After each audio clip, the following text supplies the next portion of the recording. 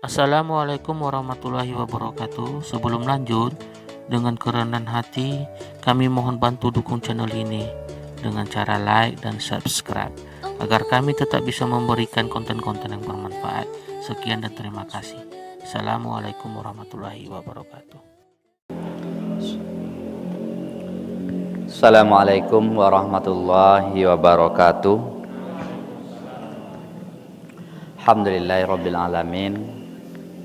Hamdan katsiran kama amar. Asyhadu an la ilaha illallah wahdahu la syarikalah wa asyhadu anna Muhammadan abduhu wa rasuluhu la nabiyya ba'd. Rabbi shrahli sadri wa yassirli amri wahlul 'uqdatam min lisanihi yafqahu qauli. Amma bang, yang sama kita hormati Bapak Pengurus Masjid Raya Tanjung Bonai, kemudian kepada bapak-bapak, ibu-ibu, jamaah sholat tarawih yang insya Allah dimuliakan oleh Allah. Pertama, syukur kepada Allah Subhanahu wa Ta'ala. Alhamdulillah, pada malam hari ini senantiasa kita bisa hadir ke rumah Allah dalam rangka melaksanakan sholat fardu isyah, kemudian kita lanjut dengan melakukan sholat tarawih. Dan ini yang dijanjikan oleh Rasulullah Sallallahu Alaihi Wasallam, man qama ma'a imam hatta yansharif, siapa yang berdiri bersama imam melaksanakan ibadah sholat bersama imam hatta yansharif, sampai dia selesai, faka'annama sholul laili kulluhu, maka dia itu sama dengan sholat semalam penuh. Artinya tarawih yang kita lakukan nanti, kalau kita lakukan karena Allah, kemudian itu akan membawakan kebaikan. Salah satu keuntungan dijanjikan oleh Rasulullah. Kemudian salawat beriringan salam kita sampaikan kepada Nabi kita, Nabi besar Nabi Muhammad Sallallahu Alaihi Wasallam, berupa Allahumma salli ala Muhammad wa ala ali Muhammad. Bapak-bapak, ibu-ibu, jamaah sholat tarawih yang insya Allah dimuliakan oleh Allah. Kalau kita lihat malam hari kini sudah malam ke 25 kita melaksanakan ibadah tarawih. Berarti tinggal beberapa hari lagi kita menunaikan sholat tarawih. Dan begitu juga dengan puasa yang kita lakukan. Lalu puasa yang kita lakukan pada tahun ini kita 30 hari. Lalu yang sudah berjalan lebih kurang 24. Lalu mampukah kira-kira puasa yang kita lakukan itu membentuk pribadi takwa? Karena ujung akhir dari puasa itu dua. Yang pertama ampunan, yang kedua la'allakum tattaqun. Itu ayat yang sangat populer sekali disampaikan pada bulan Ramadan. Ujungnya itu la'allakum tattaqun. Nah, lalu kita bertanya kepada diri kita masing-masing, dan kita yang akan menjawab, sudahkah kita mendapat titel maghfirah itu? Sudahkah kita mendapatkan titel muttaqin itu? Sudahkah kita menjadi orang yang bertakwa? Ramadan yang kita lakukan, sudahkah Ramadan yang kita lakukan, puasa yang kita lakukan itu mendapat titel takwa? Kalau ditanya masing-masing kita, Pak, Bu, tidak ada yang bisa menjawab. Karena tidak ada alat ukurnya dek kita. Nah, untuk kali ini kita coli alat ukurnya orang yang berhasil mendapatkan titel takwa itu. Jadi kalau dibuat nanti di YouTube judul kita Takwa itu mampu mengatur amarah. Itu yang pertama. Kalau kita lihat ayat Al-Quran tentang menyebutkan karakter orang-orang yang bertakwa itu wal kazimina ghaidha, mampu mengendalikan amarah, mampu mengendalikan emosi, mampu mengendalikan emosional. Ditinjau dari sisi lain, wal kazimina ghaidha maknanya adalah menyimpan air di dalam kulit kambing. Apa makna menyimpan air di dalam kulit kambing?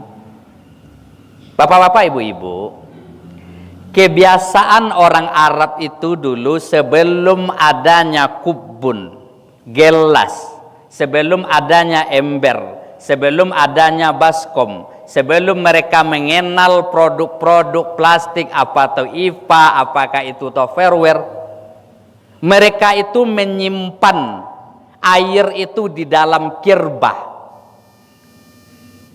Kirbah ini berasal dari kulit kambing yang sudah dipisahkan dagingnya, kemudian dipisahkan kulitnya, kemudian kulit itu dibersihkan, kemudian dicuci, kemudian dipola, dibentuk, kemudian sesuai dengan apa yang diinginkannya. Ada yang seperti gelas, ada yang seperti baskom, ada yang seperti ember. Lalu dituangkan air ke dalam. Setelah selesai, dituangkan air ke dalam. Lalu air itu tidak menetes sedikit pun, tidak meleleh sedikit pun. Nah, inilah yang dinamakan dengan wal kazimina ghaidha. Bapak-bapak, ibu-ibu, lalu apa hubungannya kulit kambing dengan orang yang bertakwa? Kan gitu lagi. Kaitan keduanya itu, orang-orang yang bertakwa itu dia mampu mengendalikan emosi. Mampu dia mengendalikan amarah. Kalau dia marah, emosi, tidak keluar dari mulutnya sumpah, serapah, caci, maki, perkataan kotor, sebagaimana menetesnya air di dalam kulit kambing tadi. Kalau seperti itu, marahkah dia orang bertakwa itu? Marah.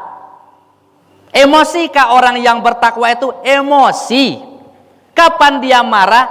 Ketika simbol-simbol agama dilecehkan, ketika Al-Quran direndahkan, ketika Nabi dihina, ketika ayat-ayat Allah direndahkan, lalu dia marah. Lalu bagaimana marahnya itu? Ketika dia marah, dia mampu tidak keluar dari mulutnya itu sumpah, serapah, caci, maki, hinaan, dan perkataan kotor. Ini karakter orang yang bertakwa. Dia marah, kalau dia emosi, dia bisa memposisikan amarahnya itu, bisa menempatkan marahnya itu. Maka menurut ulama, ibu bapak, amarah itu, marah itu tabagi ompe. Ada 4 hal. 1, ada namanya kurtun. Iko marah yang terpuji, marah yang baik. Kurtun ini marah yang dilakukan oleh seseorang, baik di dalam memerintah, di dalam melarang, dia menggunakan kata-kata yang bijak. Contoh, ketika anak kita yang sudah balik berakal, yang sudah menganjak umurnya 10 tahun, lalu dia tidak sholat, ini adalah waktu sholat. Marahkah dia? Marah, tetapi dia marah dengan bijak. Ketika melarang, anak kita sudah ada kesepakatan dengan anak kita, ada waktu-waktu tertentu dengan anak kita, kapan dia nonton TV, kapan dia pegang HP, kapan dia main gadgetnya, ada kesepakatan dengan anak kita. Ini kalau ayah yang bijak, ibu yang bijak. Tidak semua waktu anak itu dibebaskan dia memegang HP. Lalu ketika dia melanggar hal-hal yang demikian, kesepakatan yang sudah dilakukan, yang sudah disepakati, apa yang kita katakan kepada anak kita? Ini marah, namanya kurtun. Nak, ingat perjanjian kita. Ini waktunya bukan untuk memegang HP. Ikulah marah yang bijak. Marah yang sangat sopan. 1. 2. Ada namanya marah itu suhtun. Marahnya seseorang kepada orang tertentu dengan menunjukkan, dengan melihatkan ekspresi wajahnya, atau dengan menggunakan melambaikan tangannya. Contoh, kita melarang anak kita dengan menggunakan ini, atau dengan menunjukkan ekspresi mata, bagodang mata kanak seketek. Ini namanya marah surtun. Atau marahnya bentuknya dalam bentuk menunjukkan gigi. Bapun gigi, babigitun gigi kanak tu seketek. Nah, marah-marah yang seperti ini dibolehkan. Dan yang keempat, ini marah yang dilarang itu di dalam Islam. Jadi ibu, kalau ibu bapak yang bijak, jangan langsung kagigi ompe je kita bongi di kanak. Ada tahap-tahapnya dalam dunia pendidikan. Mulai dari marah poin pertama, kurtun. Poin kedua, suhtun. Masuk poin ketiga, kita marah kepada anak atau kepada orang lain. Apa marah yang poin ketiga itu? Ghadabatun. Apa artinya? Marahnya seseorang kepada orang lain dengan adanya perubahan pada wajah. Merah wajahnya. Merah matanya. Apakah semua mata yang merah itu menunjukkan marah? Belum tentu. Ikan sapi aja merah mata. Tetapi merah matanya, merah wajahnya, kemudian mulai beraksi tangannya. Ko yang dikatakan marah ghadabatun. Dan ini marah yang seperti ini yang dilarang di dalam Islam. Kalau marah yang modeko, bu, pak, itu kalau bawa foto dibawa ke selfie dah ancak bontu deh. Karena lah berubah wajah. 4. Ko yang marah yang sangat terkutuk, laknatun. Marahnya seseorang kepada orang lain, perubahan wajah, perubahan sikap, perubahan mulut, dan di saat dia marah itu dia mengeluarkan sumpah, serapah, caci, maki, hinaan, bahkan perkataan kotor kepada orang lain. Iko yang dikatakan marah yang terlaknat. Jadi ibu, pak, silahkan kita bongi kepada anak kita, tetapi tempatkan marah itu. Silahkan apa bongi ke istri, silahkan tempatkan marah itu. Lalu marah ke orang Islam itu? Marah. Contoh, seorang ayah marah kepada istrinya. Seorang suami marah kepada pasangannya. Kapan? Ketika istrinya tidak pakai jilbab ketika keluar rumah. Marahkah dia? Marah. Kalau seorang suami tidak marah, itulah yang dinamakan dengan dayus. Siapa dia? Orang yang tidak cemburu kepada orang lain. Lalu ibu, bapak, saudara kaum muslimin, orang yang bertakwa kepada Allah itu tidak saja diukur dengan banyaknya amal ibadah yang dia lakukan.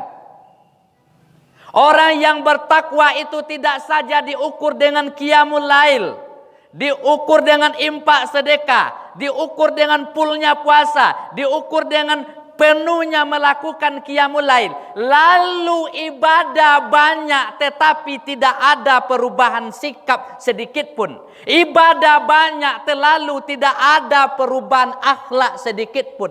Maka orang yang ini belumlah dia dikatakan orang yang bertakwa. Kenapa? Ibadah yang dia lakukan tidak mampu merubah akhlaknya. Salah satu akhlaknya yang berubah adalah mulutnya masih sumpah, serapah, caci, maki, perkataan kotor. Kalau ibadah yang dilakukan tiap malam banyak, Al-Quran yang dia bacakan khatam, tetapi dari mulutnya masih sumpah, serapah, caci, maki, hinaan, lalu belum dia sukses mendapatkan takwa. Karena orang yang bertakwa itu apa? Mampu mengendalikan marah, mampu mengendalikan emosi. Seperti apa? Seperti tiwal kazimina ghaiza, seperti tidak menetesnya air yang ada di kulit kambing walaupun sedikit pun. Terima kasih banyak. Assalamualaikum warahmatullahi wabarakatuh.